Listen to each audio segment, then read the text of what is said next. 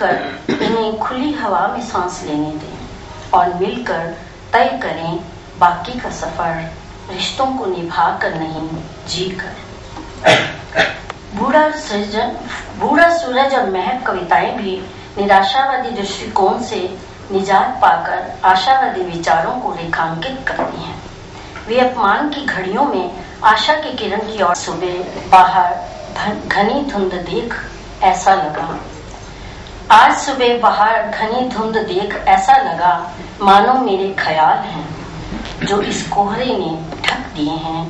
पर जानती हूँ कि मेरी अभिव्यक्ति का सूरज जब निकलेगा और इस धुंध को हटाकर सुनहरी धूप फैला देगा, और फिर कहूँ या ना कहूँ कि चादर उतार फेंक मेरे मन में छुपे बैठे ख्याल कागज पर आ खड़े हों। विशाल संसार बना व्यष्टि से समष्टि तक की यात्रा तय कर लेती है। खुदा के पहचान, व्यापार, प्रार्थना व जो मांगे ठाकुर अपने से कविताओं में दार्शनिकता के पुट के साथ व्यष्टि से समष्टि में समाने का ही भाव है। प्रार्थना में प्रकृति के जरिए ही आसमां, समुद्र, सूर्य, बारिश सभी से प्रार्थना करती हैं। वे उन्हें संदेश देते हैं कि आसमान ने, कविता के रूप में मैं बताना चाहूंगी कि आसमान ने मुस्कुराकर कहा अपने सपने मेरी ऊंचाई से रखना। आसमान ने मुस्कुराकर कहा अपने सपने मेरी ऊंचाई से रखना। समुंदर ने भी कहा अपनी सोच मेरी गहराई से रखना। सूरज भी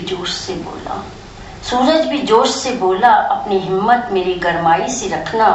बारिश की बूंदें धीमे से बोली हरदम मन में हमसी नरमाई से रखना। वस्तुतः कवित्री ने अलग अलग सरोकारों को लेकर रचनाएं की हैं, जिनमें व्यक्तिगत पीड़ाओं को लेकर वह सामाजिक चेतना तक पहुंचकर समष्टि में घुल मिल जाती हैं। यहाँ भाषा विन्यास की बात आकर्षण का केंद्र न सही, पर उनकी कविता कतिपय मानदंडों के अभाव के बावजूद भी अपनी संप्रेषणीयता हेतु सीधी सादी हिंदुस्तानी या सहज भाषा में जो चुनाव किया है वह बिल्कुल एप्रोप्रिएट है, क्योंकि बोझ साहित्यिक जगत में एक नाम और भी जुड़ गया। उसके लिए पुनः हार्दिक बधाई। हाँ, प्रकाशक को बधाई दिए बिना यह लोकार्पण समारोह अधूरा रहेगा। प्रकाशक हैं तो पुस्तकें हैं तो लोकार्पण समारोह हैं। वो मोहित हो जाएगा। और अक्सर मैंने देखा है किसी भी पृष्ठ पे मैं कोई भी पन्ना खोल लूं तो मुझे उसी में ही बहुत आनंद आने लगता है। जैसा इन्होंने प्रकाशक के लिए बोला, मंजुली प्रकाशन आज 50% डिस्काउंट पे ये पुस्तकें बाहर दे रहे हैं और शाम तक मेरे को पूरी उम्मीद है आप में से कई लोग सोचेंगे कि इतना सुना तो अब खुद भी पढ़ना चाहिए।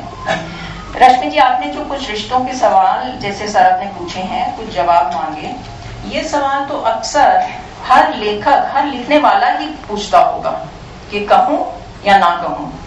कोई परेशान हो जाएगा, कोई नाराज हो जाएगा, कोई रूठ जाएगा, कोई मजाक उड़ाएगा, पर सच्चाई और अपनी सोच पर दृढ़ रहना ही लेखक की सच्चाई है और ये सब कायम रखिए।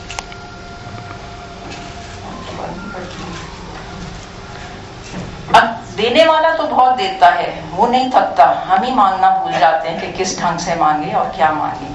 तो सरब कहती हैं, हाथ उठाकर जो मांगना है मांग लो, सर को झुकाकर जो मांगना है मांग लो। मांगना कि दूसरों के दुख तुम हर सको, मांगना कि झोली कोई खुशियों से भर सको, मांगना कि चोट कभी किसी को पहुंचा नहीं, मांगना कि दिल कभी कोई भी दुखाव नहीं, मांगना कि पास जो हमारे उसे बांट सके, मांगना कि खुशियों से आंसुओं को ढांप सके, मांगना कि गुरूर और अहम से ना वास्ता हो, मांगना कि सही और धर्म का ही रास्ता हो, मांगना उसी से जो सब मांग तेरी जानता है, एक माँ की तरह तेरे मन को पहचानता है। आजकल के 2 मिनट नूडल और कंज्यूमरिज्म के जमाने में कुछ क्षण ऐसी कुछ पंक्तियां पढ़ने से बहुत डिस्ट्रेस भी हो सकते हैं। और जो मैनेजमेंट गुरुज कहते हैं बी पॉजिटिव, वो हमें सरब की कविताओं में दिखता है। अब हम डॉक्टर महीप सिंह की विचारधारा से जुड़ते हैं। उपस्थित मेरे सभी मित्र, सामने बैठे साहित्य प्रेमी, सर्वजीत का नाम इससे पहले मैंने नहीं सुना था। साहित्य से गहरा संबंध हुए मेरे 5-6 दशक बीत चुके हैं और मैं पिछले 40 वर्षों से एक साहित्यिक पत्रिका का संपादन भी करता हूँ और चूंकि बहुत सारे लेखकों से संबंध होता रहता है, परंतु ये दुर्भाग्य ही है। मुझे आश्चर्य हुआ कि ऐसी प्रतिभावान और ऐसी संभावना युक्त कवित्री से मेरा परिचय से पहले क्यों नहीं हुआ। मैंने सर्वजीत से जब मेरी भेंट हुई थी तो मैंने उससे पूछा भी कि क्या आपने अपनी रचनाएं पत्र पत्रिकाओं में छपने के लिए भेजी हैं कभी, तो उनका उत्तर नकारात्मक था। मैंने कहा कि किसी भी रचनाकार को रचना करता है, संकलन करता रहता है, परंतु यदि उसे पाठकों के सम्मुख, और हर कवि के साथ ही होता है, बहुत कविताएं आत्मपर कविताएं होती हैं जो अपने आप को मुखातिब होती हैं। सभी मनुष्यों के लिए लोग कहते हैं कि अपने स्वप्नों को कभी मरने नहीं देना चाहिए।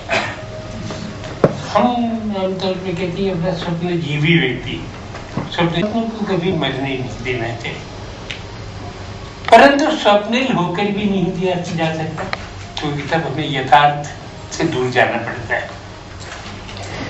इन कविताओं में इन स्वप्नों की और ख्वाब की दिल है, और जो बड़ी एक जीवन में सकारात्मक पहलू या पानी या कहीं पहुंचनी, मेरा लिखा हुआ गर्व कुछ आपको छू भी जाता है।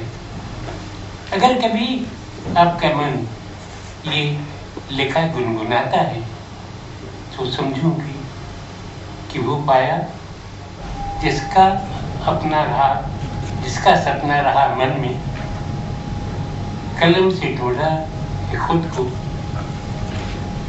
लफ्जों के अपने पन में। ये कि जो कुछ पाने की और उस पाने की अनुभूति है, उसका एक बहुत अच्छा छोटा सा चित्र है एक गजल में। इसी तरीके से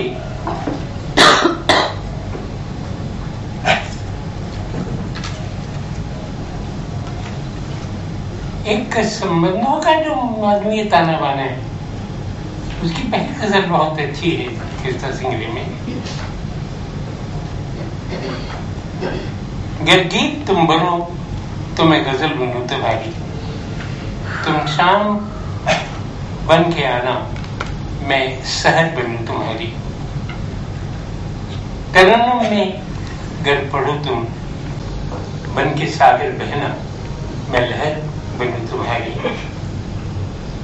हर पहर जो साथ हो तुम तो मैं हर पहर बनूं तुम्हारी।